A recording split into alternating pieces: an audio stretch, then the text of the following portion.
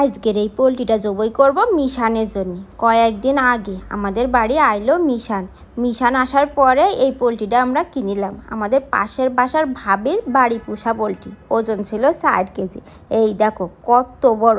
আর বাড়ি পোষা পোলট্রির গোশতে কী স্বাদ লাগে, মুখি লেগে থাকার মতন। যার কারণে আমি বাড়ি পোষা পোলট্রি যেই বাড়িই পাই সেই বাড়িতে কিনে নিই। তো আজকেরটা ওজন ছিল 4 কেজি। তো মিশান আইলো, তো ভাবলাম আজকেই নিই। আম্মু কাছে ওই এসে যেহেতু এই পোলট্রির গোশ দিয়ে ওর রান্না করে খাওয়াবো।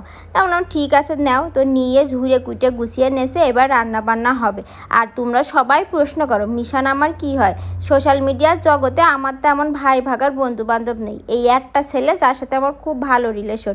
যার কারণে ওদের ভালো মন্দ বিষয়টাই আমি একটু কথা বলি, এছাড়া তেমন কিছুই না। আর ওরাও আমার খুব ভালোবাসে এবং সম্মান করে, যার কারণে যতটুকু বলা ততটুকুই বলিছি। এতে যদি কারোর মনে কষ্ট দিয়ে থাকে তাহলে তোমরা আমার ক্ষমা দৃষ্টিতে দেখো, কারণ ওরা দুই ভাই বোনই আমারে বড় বোনের চোখে দেখে, তো তাই ওদের খারাপ লাগা দেখলে আমারও খারাপ লেগে যায়। তা যাই হোক, মিশন যেদিন আইলো ওই দিন রান্না হলো সজনে ডাঁটা, ডিমির কুরমা আর এই বড় মুরগির গোশ। ও কিন্তু আমার বাড়ি সেদিন 2 দিন থেকে গিল। আর এই ভিডিও কিন্তু অ্যানির বিয়ের মেলা দিন আগের ভিডিও।